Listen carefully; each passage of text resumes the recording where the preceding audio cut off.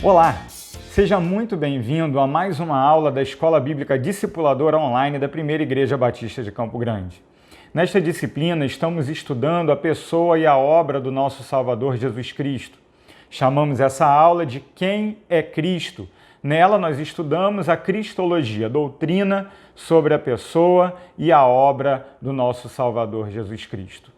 Estamos na nossa terceira aula. Você já deve ter assistido a primeira e a segunda aulas que vieram antes, e você sabe muito bem que nós estamos trabalhando a Cristologia histórica. Talvez a gente perca de vista a razão de nós voltarmos tantos anos atrás e avaliarmos essa doutrina à luz daquele pensamento ou daqueles pensamentos dos nossos pais, dos pais da igreja, do período dos grandes concílios ecumênicos. Tudo isso nós já vimos até aqui. E então quero relembrar você o porquê nós estamos estudando quem é Cristo, porquê nós estamos perseguindo as respostas a essa pergunta.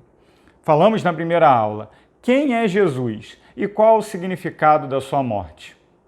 Essa pergunta, que tem recebido diversas respostas no decorrer da história, ela é a pergunta fundamental para todos nós cristãos.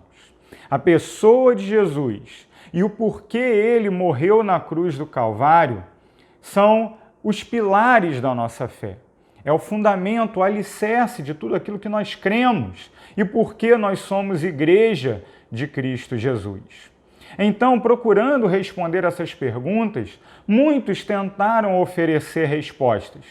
Mas é fundamental que nós sempre voltemos à Sagrada Escritura. E assim como fizemos no início, eu quero relembrar você. Quem é Jesus? Qual é o significado da sua morte? Lemos na primeira aula e eu quero reler para você nesse momento. Chegando Jesus à região de Cesaré de Filipe, perguntou aos seus discípulos: quem os homens dizem que o Filho do Homem é?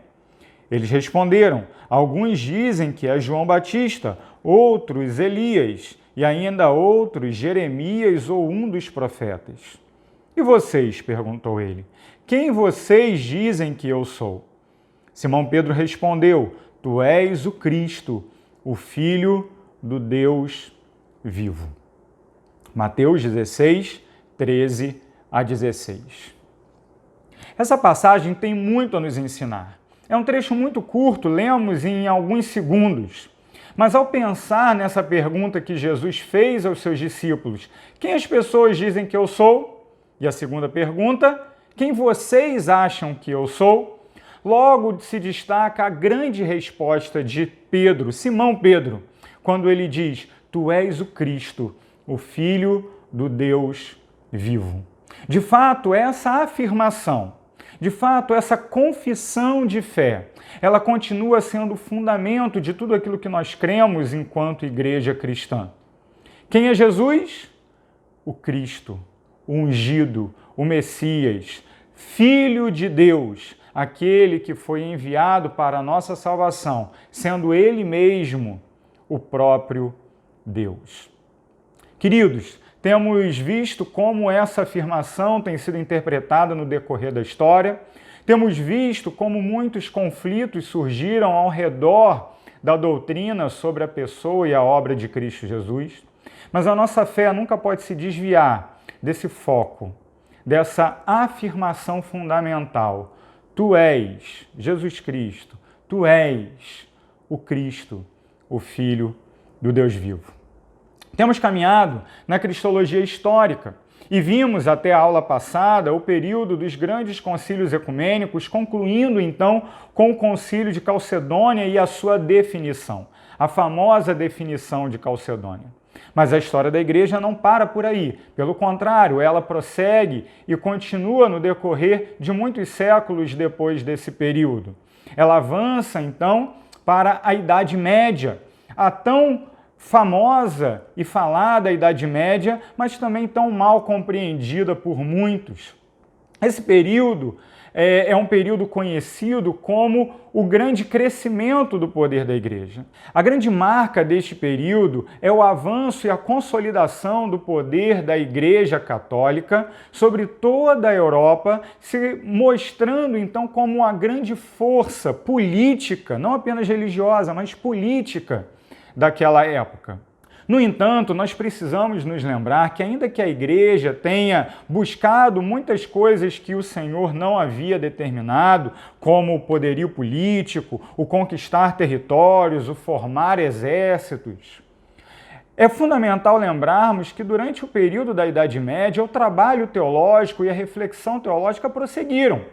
Não acabou ali no período do Concílio de Calcedônia, e tudo aquilo que veio depois, então, foram apenas trevas, como alguns tentam dizer. Pelo contrário, a Igreja Católica, ainda que tenha extrapolado os limites de uma entidade religiosa e se tornado, então, uma grande força, uma grande potência política para aquele período, ela continuou tendo no seu seio inúmeras pessoas que prosseguiram com a reflexão teológica, não apenas sobre a pessoa de Jesus, mas sobre os diversos temas da teologia cristã. Ao pensar, então, no período da Idade Média, nós precisamos destacar algumas informações importantes. Primeiro, a definição de Calcedônia, aquela que nós estudamos na última aula, aquela que consolidou, então, a cristologia ortodoxa, continuou sendo o padrão, o modelo da cristologia correta. Aquela definição, e precisamos lembrar que ela dizia que Jesus é verdadeiramente Deus, verdadeiramente homem, que Jesus não tinha duas pessoas habitando numa casca humana, mas ele, de fato, tem toda a natureza humana, ele tem toda a natureza divina. Essas naturezas não formam um terceiro tipo de natureza, mas elas estão profundamente unidas. E a união dessas duas naturezas numa única pessoa é, então, aquela cristologia defendida pela Igreja Cristã Ortodoxa até hoje. É a cristologia que nós defendemos, é a cristologia que boa parte das diversas igrejas, das diversas denominações também tem defendido. É fundamental entendermos isso porque, ao entrar na Idade Média, muitos foram os conflitos teológicos. Contudo, a cristologia ela continuou seguindo o modelo da definição de Calcedônia. Ainda que, do aspecto prático, ao contemplar, por exemplo, as grandes catedrais construídas na Idade Média, ao contemplar a arte religiosa, a arte cristã produzida nesse período, nós precisamos destacar que a ênfase foi na pessoa de Jesus enquanto Deus. Surgem, então, essas imagens com o Cristo revestido de luz, com auréolas, cercado de anjos. Destaca-se o seu poderio milagroso, destaca-se os seus grandes feitos sobrenaturais, e tudo isso é verdadeiro. No entanto, essa ênfase fez com que, em alguns momentos, a verdade acerca da humanidade de Jesus ficasse em segundo plano. Ela continuou sendo afirmada doutrinariamente, as pessoas continuavam reconhecendo que criam em Cristo Jesus, sendo totalmente humano e totalmente divino, contudo, na prática, a igreja enfatizou muito mais a divindade de Jesus em detrimento da sua humanidade. Chegamos, então, ao ocaso desse período da Idade Média, ao término desse período. A Igreja Católica passou por diversas crises, terríveis crises profundas, crises de natureza moral, crises de natureza financeira, crises de natureza de conflitos bélicos, e ao final já desse período, a Igreja sequer conseguiu ter um papa só de cada vez. Foi o período chamado como cativeiro babilônico da Igreja, na qual havia então um papa na cidade de Avignon e outro papa na cidade de Roma. Em alguns momentos, inclusive nesse período, a Igreja chegou a ter 3 papas simultaneamente, 3 pessoas que se afirmavam serem os legítimos herdeiros do trono de Pedro. E isso é algo que gerou inúmeras insatisfações e inúmeros movimentos que tinham ares reformistas, que buscavam, então, trazer à igreja uma nova perspectiva. Esses movimentos começaram ainda no final da Idade Média, Contudo, eles nunca tiveram força política para permanecer e para prosseguir. No início do século XVI, então, na virada da Idade Média para a Era Moderna, nós vemos então a coisa mudar de figura. Porque os teólogos e lideranças que tinham o propósito de reformar a igreja, de fazer com que a igreja retornasse aos princípios da Sagrada Escritura, encontraram em alguns lugares da Europa apoio também de lideranças políticas, como foi o caso de Lutero. Martinho Lutero, ele era um monge agostiniano e também doutor e professor de teologia na cidade de Wittenberg, onde hoje é o país que nós chamamos de Alemanha. Ali naquele lugar, ele redescobriu a fé cristã, não porque ele reinventou a fé cristã, mas simplesmente porque ele voltou às Escrituras. E na leitura da carta aos Romanos, que o apóstolo Paulo escreveu há tanto tempo atrás e que estava acessível a qualquer membro, qualquer sacerdote da igreja daquela época, Martinho Lutero redescobriu a verdade essencial do Evangelho, que o justo viverá pela sua fé. A partir daí, então, ele desenvolveu um projeto de reforma da igreja. Sua intenção inicial não era se separar da Igreja Católica, mas reformar a igreja. Contudo, o Papa de sua época o expulsou da igreja.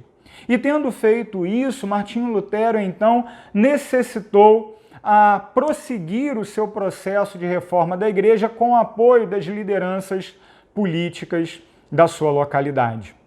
Ele, então, desenvolveu todo um sistema doutrinário ao redor da doutrina da justificação pela fé, alicerçado na Escritura e rejeitando, então, a autoridade do magistério católico romano, reconhecendo que a autoridade da Igreja residia somente sobre a Escritura. A partir daí, então, vários outros movimentos reformadores surgem na Europa. Na Suíça, num primeiro momento em Zurique, mas também posteriormente em Genebra, onde trabalhou o grande reformador, célebre reformador João Calvino. Também na Inglaterra, primeiro por iniciativa de uma manobra política do rei Henrique VIII, mas que depois essa reforma foi progredindo e avançando, tendo ali naquele país o estabelecimento da Igreja Anglicana, da Igreja da Inglaterra, e dentro da Igreja da Inglaterra surgem, por exemplo, os movimentos puritanos, com presbiterianos, congregacionais, batistas. Algum tempo depois surge também de dentro da Igreja da Inglaterra os metodistas. Esse movimento da reforma, então, é o movimento que dá origem às nossas denominações modernas. Se hoje estamos aqui, é porque a reforma aconteceu lá no século XVI. Muitas são as discussões acerca de como se deu esse processo histórico na reforma protestante. Nossa ênfase aqui, contudo, é destacar aquilo que a reforma protestante falou acerca da pessoa e da obra de Cristo Jesus. Em primeiro lugar, é fundamental dizer que os reformadores ativeram-se à Calcedônia, formulando as bases das grandes confissões dos séculos XVI e XVII. O que significa isso? Significa, meus irmãos, que a confissão de Calcedônia, ou a definição de Calcedônia, continuou sendo o padrão da cristologia correta também para os reformadores. Eles não vieram para criar uma outra igreja ou para definir outras doutrinas, não. Pelo contrário, eles vieram para reafirmar as doutrinas bíblicas. E como nós já vimos, o propósito dos primeiros concílios cristológicos foi exatamente a reafirmação das verdades bíblicas acerca da pessoa e da obra do nosso Salvador e Senhor Jesus Cristo. Nós podemos ver, e faremos isso agora, alguns exemplos de como as grandes confissões reformadas que surgiram no final do século XVI e também no século XVII contribuíram para que as igrejas evangélicas continuassem crendo no padrão da cristologia conforme os concílios ecumênicos da antiguidade. Em primeiro lugar, leremos aqui um trecho do Catecismo Menor de Lutero, capítulo 2, na pergunta de número 2. Creio que Jesus Cristo, verdadeiro Deus gerado do Pai desde a eternidade e também verdadeiro ser humano nascido da Virgem Maria, é meu Senhor. Sobre isso, que nós podemos destacar de forma muito clara, que aqui Lutero reafirma aquilo que os concílios já haviam dito. Jesus Cristo é verdadeiro Deus e verdadeiro homem. Ele que nasceu de uma virgem pela operação do Espírito Santo, ele possui em si tanto a natureza divina, em sua plenitude, quanto a natureza humana, também em sua plenitude. Vamos ler outra citação também do período da Reforma.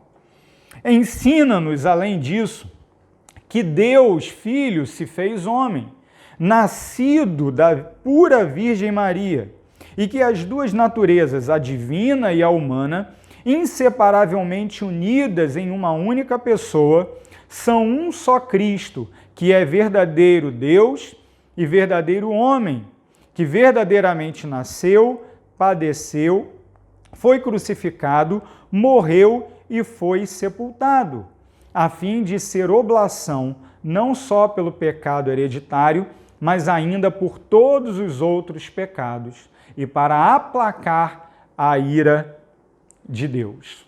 Onde nós encontramos essa afirmação? Na Confissão de Fé de Augsburgo, no seu artigo de número 3. Veja então que a tradição luterana, ela faz questão de reafirmar a fé de Calcedônia, a fé do Concílio de Nicéia. Então, nós entendemos como evangélicos, aqui nesse exemplo, as confissões luteranas, mas veremos outros exemplos, que a cristologia ortodoxa para nós evangélicos também é a cristologia definida nos grandes concílios ecumênicos de Nicéia até o concílio de Calcedônia. Vamos ler mais alguns exemplos? Confissão de Fé de Westminster, capítulo 8º, parágrafo 2. O Filho de Deus, a segunda pessoa da Trindade, sendo verdadeiro e eterno Deus, da mesma substância do Pai e igual a Ele, quando chegou o cumprimento do tempo, tomou sobre si a natureza humana, com todas as suas propriedades essenciais e enfermidades comuns, contudo sem pecado, sendo concebido pelo poder do Espírito Santo no ventre da Virgem Maria e da substância dela. As duas naturezas inteiras, perfeitas e distintas, a divindade e a humanidade, foram inseparavelmente unidas em uma só pessoa, sem conversão, composição ou confusão. Essa pessoa é verdadeiro Deus e verdadeiro homem, porém um só Cristo, um único mediador entre Deus e o homem. A Confissão de Westminster, que é a confissão padrão das igrejas reformadas, aqui no Brasil sendo representadas sobretudo pela Igreja Presbiteriana, ela faz questão de retomar cada um dos pontos dos concílios ecumênicos da Antiguidade. Cristo Jesus é verdadeiro Deus, verdadeiro homem. Sua natureza divina em nada difere da natureza do Pai ou do Espírito. É verdadeira divindade. Ele nasceu em pureza, viveu em pureza e morreu puro. Afinal de contas, desde a sua concepção, ele estava imaculado em relação a qualquer pecado, tendo ele nascido de uma virgem, a Virgem Maria. Vemos também que as duas naturezas estão unidas, porém elas não formam duas pessoas em um único corpo. Pelo contrário, é uma única pessoa, um único Cristo, que reúne em si tanto a natureza humana quanto a natureza divina. Vamos ver mais um exemplo? O Filho de Deus, segunda pessoa da Trindade Santa, sendo o próprio Deus eterno e resplendor da glória do Pai, da mesma essência e igual ao Pai, ele fez o mundo, sustém e governa todas as coisas que criou. Quando veio a plenitude do tempo, ele tomou sobre si a natureza humana, com todas as suas propriedades essenciais e fraquezas comuns. Porém, sem pecado. E foi concebido pelo Espírito Santo no ventre da Virgem Maria, pois o Espírito Santo desceu sobre ela e o poder do Altíssimo a envolveu. Foi nascido de mulher da tribo de Judá, da descendência de Abraão e de Davi, segundo previam as Escrituras. Desse modo, duas naturezas completas, perfeitas e distintas foram inseparavelmente unidas em uma única pessoa, sem conversão, composição ou confusão. E essa pessoa é verdadeiramente Deus e verdadeiramente homem. No entanto, um só Cristo, um único mediador entre Deus e os homens. Esta citação, que vem da Confissão de Fé Batista de Londres de 1689, a principal confissão de fé dos batistas particulares, ela repete muito dos elementos de Westminster, ela reconstrói um pouquinho o mesmo período conforme a Confissão de Westminster, mas é fundamental nós percebermos dentro da nossa própria tradição batista que os elementos fundamentais da cristologia dos concílios ecumênicos, ela é mantida. Não apenas nas declarações luteranas ou nas declarações presbiterianas, mas também na nossa tradição de fé. Enquanto batistas, nós reafirmamos e continuaremos a afirmar que Cristo Jesus é perfeito Deus, perfeito homem, que ele une em si, numa única pessoa, a natureza humana e a natureza divina. O último período que estudaremos nesse nosso breve estudo sobre a cristologia histórica compreende do período da Reforma até os nossos dias.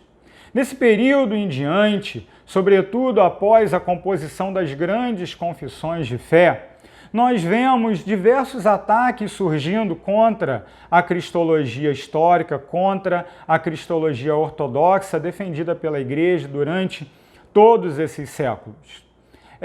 Ainda nos dias dos reformadores e também dos seus sucessores, levantaram-se algumas pessoas questionando e tentando retomar algumas das heresias antigas, alguns dos conceitos que antes eram afirmados ainda no período dos concílios, como arianismo, como nestorianismo, como socianismo e outros erros. Gradativamente, a cristologia ortodoxa foi sendo abandonada e antigas heresias foram sendo novamente aceitas em nome de uma abordagem mais racional das Escrituras. A partir do Iluminismo, com o surgimento da chamada teologia liberal, o conceito de divindade de Jesus, pelo menos como a Escritura ensina e como foi reafirmado pelos grandes concílios ecumênicos, foi sendo abandonada em muitos círculos, sobretudo acadêmicos, mas também chegando a atingir grandes denominações históricas. Essas ideias foram abrindo brecha para que dentro das igrejas diversos ensinos errados acerca da pessoa e da obra de Jesus fossem sendo aceitos.